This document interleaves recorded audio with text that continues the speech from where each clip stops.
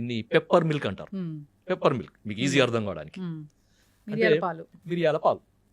అరే మిరియాల పాలా సార్, ఏంటి మీరు అది ఏం చెప్తున్నారు సార్, ఏంటిది? అందరికీ తెలుసు మిరియాల పాలు అంటే, పాలలో మిరియాలు వేసుకుని తాగడం, మిరియాల పొడి వేసుకుని తాగడం. సరే, కానీ దానికి ఒక పద్ధతి ఉంటుంది కదా. మామూలుగా ఏదో దగ్గు వచ్చింది, జలుబు వచ్చింది, మిరియాలలో వేసుకుంటా, అది కాదు. మీరు ఏం చేయాలంటే ముందుగా మార్కెట్ నుంచి మిరియాలు తీసుకురండి. ఎందుకంటే దాన్ని మిరియాలని శుద్ధి చేయాలి. శుద్ధి చేయకుండా మందులకు వాడుకోవద్దు. మీరు వంటలలో వాడుకొని మీ ఇష్టం, పర్వాలేదు. కానీ మందులకు వాడేటప్పుడు అంటే దీని కొరకు వాడుకునేటప్పుడు శుద్ధి చేయాలన్నమాట. శుద్ధి ఎందుకంటే 2 రకాల కారణాలు. ఒకటేమో దాంట్లో అడల్ట్రేషన్స్, మిరియాలలో మనకి ఈ పుప్పొడి గింజలు కూడా కలుపుతారు అనమాట. సో వాటిని తీసేయడానికి. రెండవది ఆ మిరియాలలో ఉండే తీక్ష్ణత్వం అంటారు, అది దాంట్లో ఒక ఎనర్జీ, హై ఎనర్జీని మనకి నార్మలైజ్ చేయడానికి. కొంతమందికి విదాహి అంటే మంట అదే అంత వస్తుంది కదా, అదంతా నార్మలైజ్ చేయడానికి. దీనికి ఏం చేయాలంటే మార్కెట్ నుంచి తీసుకొచ్చిన మిరియాలను మంచిగా చెరిగి దాంట్లో పొట్టు అదంతా తీసేసి, పళ్ళు చెట్టి మజ్జిగ 1 లీటర్ మజ్జిగ తీసుకొని దాంట్లో ఒక 1/2 కేజీ, మనం మార్కెట్ తీసుకుంటాం 1/2 కేజీ అంతా, 1 లీటర్ మజ్జిగలో ఈ 1/2 కేజీ మిరియాలను వేసి రాత్రంతా ఉంచాలి. ఉదయం లేచేసరికి ఏమవుతుందంటే మనకి ఆ చచ్చులు కానీ, తర్వాత నాపాలు కానీ, అవన్నీ కూడా మనకి పైకి తేలుతాయి అన్నమాట. సో మంచి పుష్టికరమైనవి, తర్వాత ఔషధ గుణాలు అన్ని కూడా కిందికి బాటంలో సెటిల్ అవుతాయి.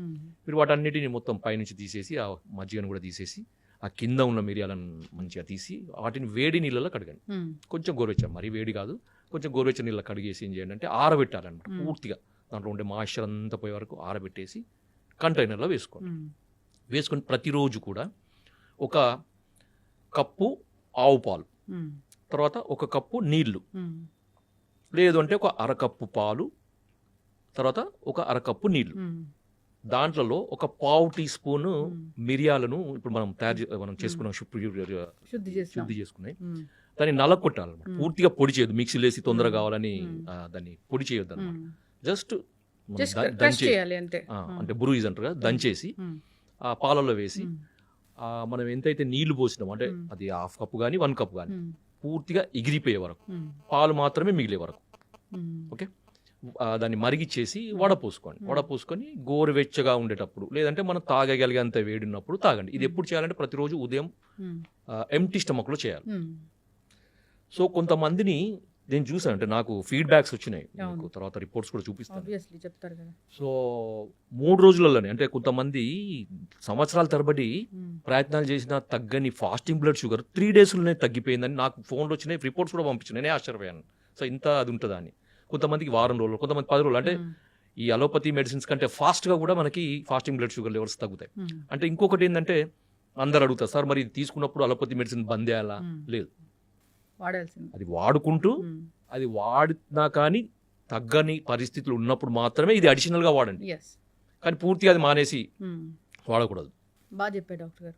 చాలా మంది అయితే అవి మానేయండి, వాడండి అంటారు. అవి మానేయండి, అలోపతి మందులు మానేయండి అనగానే సో కాంప్లికేషన్స్ వచ్చి ఇబ్బంది పడిన సందర్భాలు మనం చాలా ఉంటాయి. అంటే ఒక డేంజర్ పరిస్థితి. ఎందుకంటే మనకి ఇప్పుడు చూడండి, సింపుల్, ఇప్పుడు ఒక మనకి స్టేటస్, మనకి బాడీలో ఒక సమతుల్యత అనేది మందుల వల్ల ఇట్లా మెయింటైన్ అయింది.